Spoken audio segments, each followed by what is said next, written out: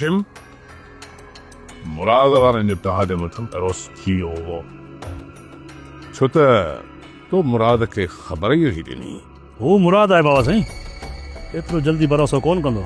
मुराद खे भरोसो ॾियणो ई पवंदी। तूं हाणे हीअं कर, मुराद जे तरफ़ निकिरी वञ ऐं हुन खां तूं इहा ॼाण हासिल कर त हुन रहज़न वारनि जे भाउ मिठण खे किथे कैद कयो आहे। छा मिठण खे उतां छॾाइणो आहे? हा हाशिम, मिठण खे छॾाए तव्हांखे पंहिंजे कब्ज़े में करणो आहे। बाबा साईं मिठण खे छॾाए राज़न जे हवाले नाहे करणो? रहज़न खे इहा ख़बर ई न पए त को मिठण खे असां अगवा करे आया आहियूं। पहिरीं तव्हां उतां मिठण खे अगवा कयो। असुल खेल त पोइ उतां ई शुरू थींदो। वञ ऐं वञी हिन कम सां लॻ ऐं कोशिश कर त इहो कमु ॾींहं ॿिनि में थी वञे। हाज़ुर बाबा साईं, थी वेंदो, छो त हाशिम जो धट हिकु मुड़ुस पटी ते पूरो।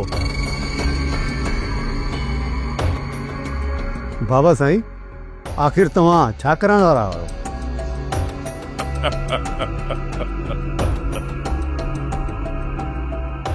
मां हिन मंसूर ख़ान खे ॿुधाइण चाहियां थो त मीर शाहनवाज़ ख़ान सां दुश्मनीअ जो अंजाम छा थींदो आहे। अदा छा थो सम्झी? मंसूर खान असांखे धोखो ॾेई छा राज़न वारनि सां हथ मिलाए सघे थो? इंसान भली केॾो बि अकुलमंद ऐं दाना छो न हुजे, पर इहो जेको इश्क आहे न, उहो उनजी मत खसे वठंदो आहे। इहो मंसूर बि उन कूंज जी मोहबत में अंधो थी वियो आहे ऐं इहो बि नथो सोचे त हूअ हाणे असांजे घर जी इज़त बणिजी चुकी आहे ऐं उनखे हासिल करण लाइ इहो मंसूर कंहिं बि हद ताईं किरी सघे थो। मुराद, ये जी हक़ीक़त आहे त पोइ तव्हांजे लाइ मीर शाहनवाज़ ऐं रहज़न खां वधीक ख़तरनाक थी सघे थो। हा मरियम,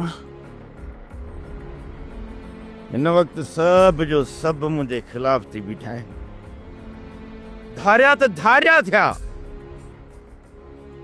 पर मुंहिंजो पंहिंजो रत सोढल बि मूंखे धोखो ॾेयूं हलियो वियो। हाणे त मूंखे दोस्त दुश्मन ऐं मिट में बि को फ़र्क़ु नज़र नथो अचे। अदा राज़न वारनि खे मंसूर खान जी अगरि पुठ भराई न हुजे हा न त हू अदाली खान खे छॾण जी ॻाल्हि ज़रूर कनि हा ऐं एवज़ में मिठण जी आज़ादी जी ज़रूर घुर कनि हा। हा पीरल, मूंखे बि इहा ई उमेद हुई, तॾहिं मां दुश्मन जे दर ते हली वियुसि, पर इन रहज़न जो कंध सूअर वांगुरु आकड़ियल हो। उन तिर जेतिरी बि जॾहिं झुकण जी ॻाल्हि न कई न त उन मां सम्झी वियुसि त उन जे मथे ते मंसूर खान जो हथ आहे। तॾहिं त मंसूर असांजे मथां केस दाख़िल करायो। हाणे हर कदम सोचे समझी रखणो पवंदो आहे, छो त हाणे असांजा दुश्मन कमज़ोर न आहिनि।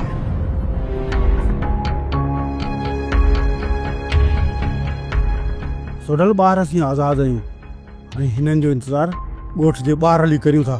ॿार निबिरी पवंदासीं ऐं हिक ॿिए खे तोरे बि वठंदासीं। जियाही जवान जो पुट त अच ॿार, मां तुंहिंजो इंतज़ार थो कयां।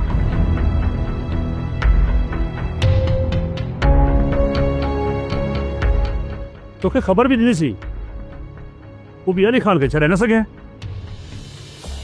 हाशिम, ख़बर ॾियण जी वॾी वॾी महिरबानी। पर हिकिड़ी मुंहिंजी ॻाल्हि बि कन खोले ॿुधी छॾ। रज़न भली पाण खे केॾो बि मुतबर छो न सम्झे, पर हू मुंहिंजे भाउ खे कुझु बि नथो करे सघे, छो त हुनजो भाउ बि मुंहिंजे कब्ज़े में आहे। मुंहिंजे मुराद मिठण खे छॾाइण जे लाइ ॻोठ जे मथां पुलिस जा छापा हणाए सघनि था। मिठण खे असां अलण ऐं मींहें हू कॾहिं बि मिठण ताईं पहुची नथा सघनि, छो जो उहो हथी को आहे, हथी को। पुलिस त छा, पुलिस जा कुत्ता बि हुन ताईं पहुची नथा सघनि। जेकॾहिं तव्हांजो असांजे मथां भरोसो आहे, तव्हां सिर्फ़ु हकल कंदो न, असां पहुची वेंदासीं। इहा त हक़ीक़त आहे। कमु पियो त माण्हू दोस्तनि खे ई यादि कंदो। मुराद, पोइ असांखे इजाज़त। सभु सणाई, तव्हां वञी सघो था।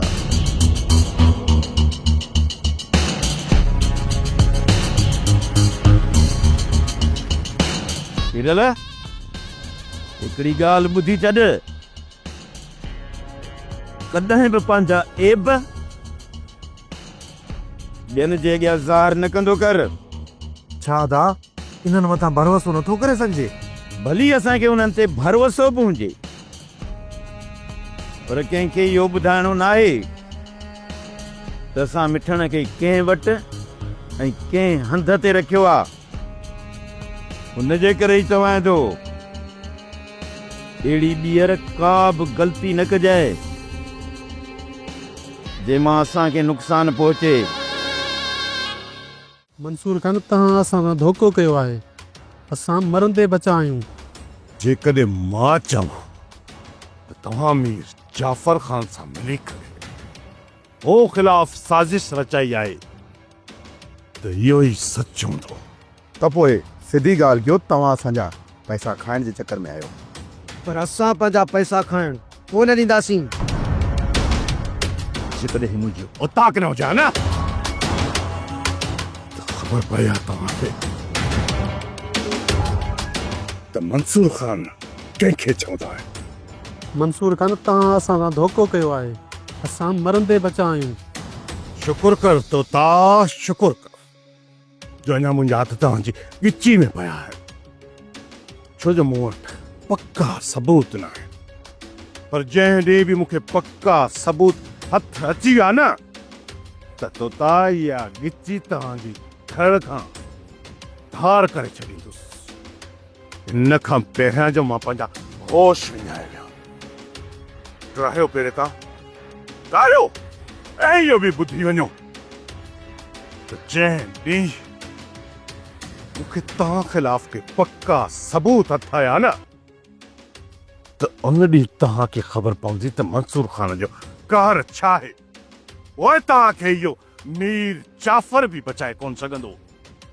उहे तव्हां खणी वञी उनजी बग़लनि में लिकी वेही रहो, त पोइ मां इन जाफ़र ख़ान जी ॿाहूं बग़ल खां उखेड़े बि तव्हांखे हिते ॿधी खणी ईंदुसि। पोइ तव्हांखे ख़बर पवंदी मंसूर ख़ान जे कहर खां। ड्रायो पेर ड्रायो।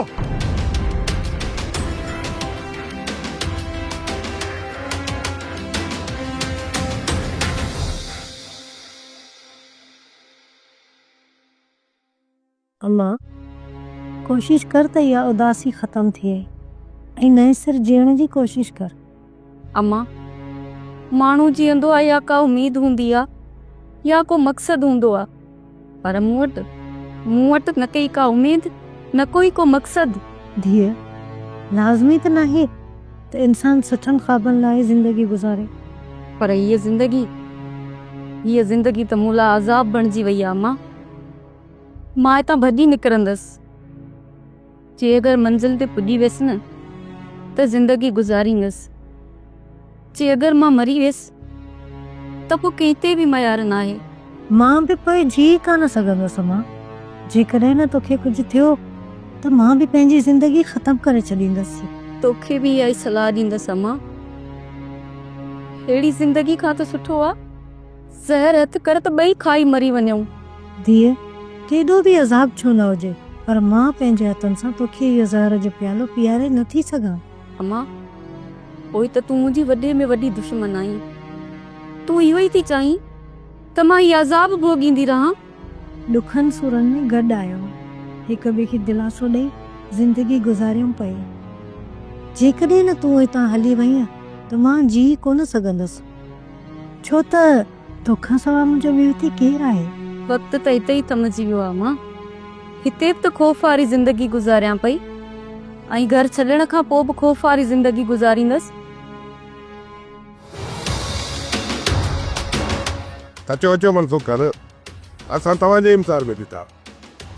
मंसूर खान खे त पहिरियां अचणु खपंदो। मंसूर खान अचण में देरि नाहे कई। मूं ख़बर ॿुधी आहे त उन राति तव्हां मुंहिंजे ॻोठ ऐं हमराहनि मथां फायरिंग कई। पर असां ख़बर ॿुधी आहे त मुराद तव्हांजे हमराह खे ज़ख़्मी कयो आहे ऐं तव्हांजे मथां फायरिंग बि कयो। तव्हां उन्हनि जे मथां केस बि दाख़िल कराए चुका आहियो। चइबो त हर ख़बर जी ॼाण रखो था। एतिरा बि हिक ॿिए खां परे न आहियूं जो मसइला थियनि ऐं असांखे ख़बर न पए। सट मंसूर खान पंध पियो आहे, हुकुम कयो त हिन जी दावत कयूं, को चेलो लेटायूं। अॼु हद खां वधीक ख़ुशि नज़र अचो पिया। लॻे थो त का जीत थी अथव। तव्हां सां कूड़ न आहे मंसूर खान। असुल में हक़ीक़त इहा आहे त अली खान असांखे हथ अची वियो आहे। जेकॾहिं अली खान जो सिर तव्हां असांजे साम्हूं लाहियो था त पोइ असां अली खान खे तव्हांजे हवाले कयूं था। मूंखे पहिरियां शक हुयो, पर हाणे मूंखे पूरी पक थी वई त इन साज़िश में तव्हांजी बि टंग अड़ियल आहे, जेका हाणे कटजण लाइ आसान थी। मंसूर खान, असां तव्हां सां सभु दुश्मनियूं ख़तमु करे तव्हां सां अॻभरा थियणु चाहियूं था ऐं तव्हां वरी असांजूं टंगूं भञणु चाहियो था। इन करे चवां थो त कावड़ खे छॾियो, विचारा मसइला हल करे था वठूं। मूंखे इहा ॻाल्हि सम्झ में ई नथी अचे त मंसूर खान हिकु छोकिरीअ जे करे असां सां ईअं कीअं थो करे सघे। अदा मां चवंदुसि तव्हां हिकु चकर वञी मंसूर खान सां साम्हूं मिली अचो। हुनजी न जेका मां इज़त कंदोसि उहा समूरी इज़त हिक ई धक में अची मुंहिंजे कदमनि में किरी आहे। किरल सच ॿुधाए, हुनजे साम्हूं वञण लाइ मुंहिंजी दिलि ई नथी चवे। पर अदा साम्हूं वञणो त पवंदो। वञणो ई पवंदो। जेकॾहिं न वयुसि न त हुनजे चेहरे जी मकारीअ जी मूंखे ख़बर ई कान पवंदी। अदा चओ त गाॾी कढी अचां, निकिरी हलो मंसूर खान जी तरफ़। जेका बि ॻाल्हि आहे उन सां ठके ठुके ॻाल्हाइजे। हा पीरल, जे माण्हूअ जी इज़त नज़रुनि मां किरी पवे न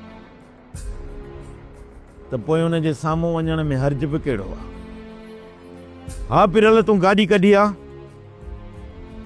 अॼु इन सां ठके ठुके ॻाल्हाइणो पवंदो, पोइ हुनजी ख़बर पवंदी त हू अॻिते असां सां कहिड़ी रांदि रचाइण थो चाहे। ठीकु आहे अदा, तव्हां ॿाहिरि अचो, मां गाॾी कढी थो अचां। कुर्बान कुर्बान जी वरा हुकुम कर। असां वञूं था ॿाहिरि, देरि सवेल मोटी ईंदासीं राति जो। उतां खे छॾे काॾे बि न वञजांइ। चको हुकुम वरा, काॾे बि कोन्हे रोता फिटी करे। जेका बि ॻाल्हि करणी आहे राज़न त खुली ॻाल्हि कयो ऐं मूंसां का रांदि न खेॾो। तव्हां इहो न सोचो त तव्हां रांदि खेॾी करे मुंहिंजे ज़मीर जो सौदो कंदा। को बि ज़मीर जो सौदो कोन था कयूं। असांजी छोकिरी तव्हांजे नाले सां ई बदनाम थियल आहे। उन जो रिश्तो असां तव्हांखे ॾियण जे लाइ तयारु आहियूं, पर उन लाइ तव्हांखे ॿ कम करणा पवंदा। हिकु त असांजे भाउ मिठण खे उनखां आज़ादु करायो।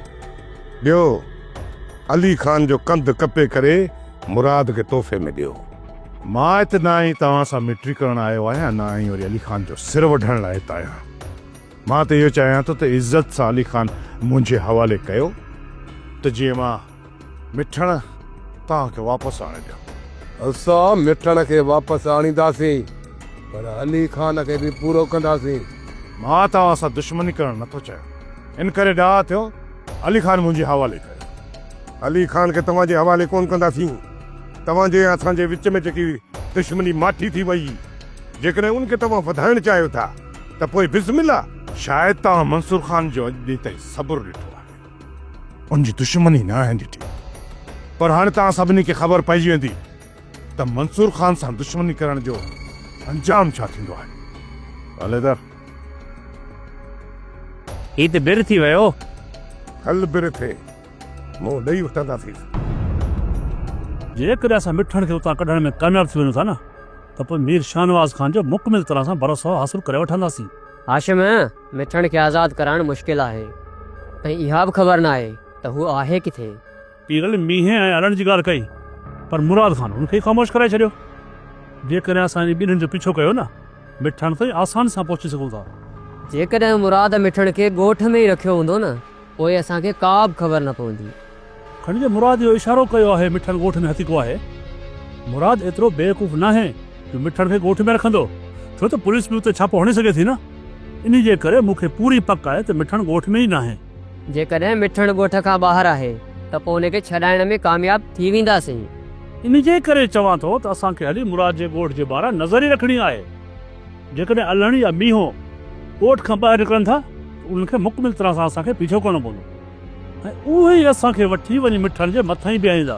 हाशिम, जेकॾहिं तुंहिंजो शक उन्हनि जी तरफ़ बीहे थो, हल त पोइ उन्हनि जी तरफ़ हलूं। न न न, शक न, पूरी पक आहे। तूं अच, ॾिस त इहो कमु कीअं थो थिए। अच। सोट अली खान खे रहज़न वारनि जे चंबे मां असांखे आज़ादु कराइणो ई पवंदो। जेकॾहिं इहो करण में असां कामयाब हुआसीं न त पोइ सोट मुराद जी कुझु कावड़ मुंहिंजे मथां घटि थी वेंदी। जेकॾहिं असां हिन कम में नाकाम वियासीं न त पोइ मुराद तव्हां ते अञा बि वधीक ॾमरजी वेंदो। सोडल इन ॻाल्हि में ख़तरो आहे, खणी असां हितां बचाए पाण खे निकिरी वञूं, पर अली खान खे राज़न वारा नुक़सानु पहुचाए सघनि था। जेकॾहिं असांजे करे अली खान खे को बि नुक़सानु पुॻो त मुराद होश विञाए वेंदो। यार सोडल, असां त हर वक़्तु तोसां गॾु आहियूं, पर तूं जेको बि क़दम खणिजी न थोरो सोचे सम्झे खणिजी। मां कुझु कयां या न कयां, पर सोट जी कावड़ जी तलवार हर वक़्तु मुंहिंजे मथां टंगियल आहे। इन करे चवां थो को बि अहिड़ो ग़लति क़दम न खणिजी जंहिंसां मुराद अञा वधीक न होश मां निकिरी वञे। छोट मुराद जी कावड़ खे ॾिसंदसि त कुझु बि करे कोन सघंदसि। इन ई करे उन बारे में सोचणु बेवकूफ़ी आहे। हाणे बसि असांखे इहो सोचणो आहे त असां सोट अली खान खे रहज़न वारनि जे चंबे मां कीअं छॾायूं। ही सॼी मुसीबत मुंहिंजे करे पैदा थी आहे, इन ई करे इन मुसीबत जो हल बि मूंखे ई करणो पवंदो।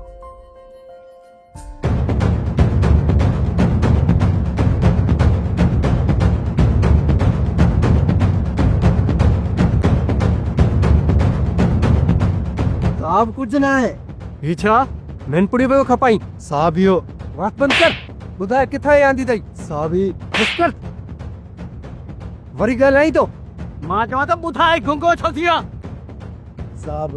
बुधाया तो ही पातर तोड़े न तो बुधाया तू तो पातरणी तो सा हिसाब थाने ते थींदो हल गया सी।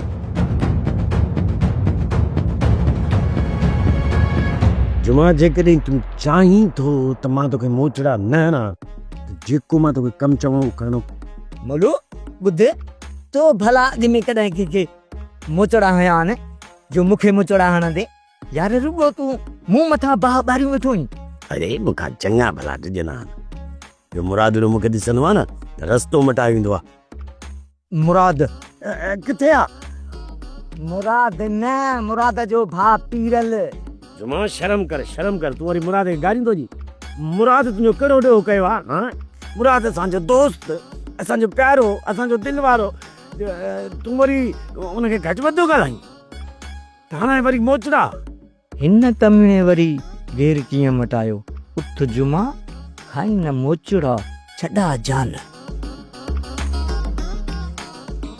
शुक्र आहे जान छुट्टी न त अॼु पहिरियों कुटे हां जो घर छॾाए बि कोन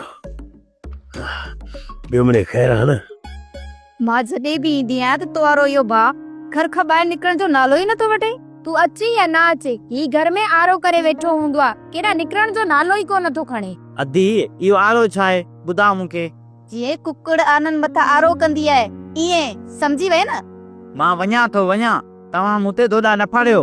जल्दी वञ, तो वारो नशो अदा खुदन खपाए अची वियो हूंदो, उन सां वञी हिसाब कर। अदा पंहिंजो हिसाब सिधो रखी अचिजांइ, ईअं न थिए वरी पैसनि ते विड़ो। कोन विढ़ंदासीं, हिक ॿिए सां कसर खाईंदासीं।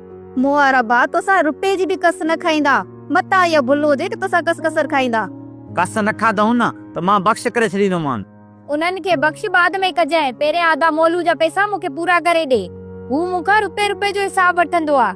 असां पाण में हिसाब कयो आहे, बाक़ी ॾींहुं ॿा इहो कमु हलियो त आधा मोलू जा पैसा निकिरी ईंदा। समूरा ना त कुझु त करे ॾे। अॼु हिसाब करे तोखे कुझु न कुझु आणे थो ॾियां। इहो जेको कमाइनि था पोइ खाई था छॾनि, इन्हनि जो रुपए जो बि आसरो न कजा। हे कीजिए अॼु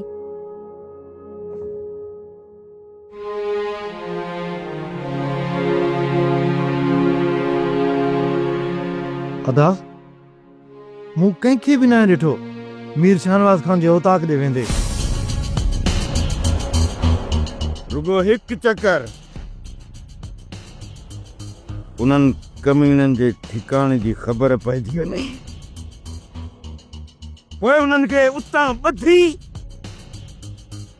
हिते खणी ईंदुसि, पोइ ख़बर पवंदी त इन तोते वारनि इहो कमु शाहनवाज़ खान जे चवण ते कयो आहे या मंसूर खान जे चवण ते। हू त मंसूर खान जे औताक तरफ़ अदे अली खान खे वठियूं पिया वञनि। मुंहिंजा भाउ किथे न किथे असां सां धोखो त थियो आहे, ऐं हिन धोखे जी ख़बर तॾहिं पवंदी जॾहिं इहो तोतो असांखे हथु लॻी वेंदो आहे। हिन वक़्त ताईं हू औताक तरफ़ आया बि न आहिनि। असांखे बि हिते बीठे पूरो ॾींहुं गुज़री वियो आहे। चओ त अञा बि हिते बि इंतज़ारु कयूं। तोते जी जासूसी करण लाइ असांखे कंहिं ॿिए माण्हू खे मुक़ररु करणो पवंदो, जंहिंखे हू सुञाणीनि न, ऐं उहो ई माण्हू पूरी जांच वठी असांखे अचे ॾींदो। अदा त पोइ कंहिंखे इन कम लाइ छॾींदो? इहो घर हली सोचूं था, को न को इन जो बिलो करणो पवंदो। सोट अली खान खे छॾाइण जे लाइ मूं इहो सोचियो आहे त मां ऐं सालार रहज़न वारनि जी औताक जे ॿाहिरां लिकी वेहंदासीं। मूंखे पूरी पक आहे त सोट खे उन्हनि उते रखियो हूंदो, छो त मूंखे बि उन्हनि उते ई क़ैद रखियो हो। सोडल औताक अंदरि हिकु ॿ हमरा लाज़मी हूंदो, ऐं असां एतिरो आसानी सां दाख़िल न थी सघंदासीं। सालार तूं ऐं मां रहज़न जी औताक जे ॿाहिरां लिकी वेहंदासीं। रमज़ान ऐं मुख़्तियार ककर जे घर जे मथां फायरिंग कंदा। रहज़न वारा इहो ई सम्झंदा त मूं पलहान में फायरिंग कई आहे। पोइ उहे सभु जा सभु ककर जे घर तरफ़ निकिरंदा। उते तव्हां का अड़ वठी उन्हनि जे मथां फायरिंग शुरू करे छॾिजो। ओसी ताईं उन्हनि खे उतां निकिरण न ॾिजो जेसि ताईं असां सोट अली खान खे औताक मां कढी ॿाहिरि नथा निकिरूं। पोइ असां उतां ॿाहिरि निकिरी फायरिंग कंदासीं। उन खां पोइ उहे सम्झी वेंदा त इहो धोखो थियल आहे, ऐं पोइ उहे उतां असां तरफ़ निकिरंदा। जॾहिं हू असां तरफ़ निकिरनि त तव्हां उतां निकिरी वञिजो, ऐं असां बि राति जो फ़ाइदो वठी उतां निकिरी वेंदासीं। सोडल प्लान त ॾाढो सुठो ठाहियो अथई। तव्हां तयारी करे छॾियो, राति निकिरंदासीं। वधीक मालिक साईं भलाई कंदो। सोप सीरियल डोला हाणे तमाम एपिसोड्स ॾिसो HD क्वालिटीअ में। विज़िट करियो असांजो YouTube channel Sindh TV HD drama.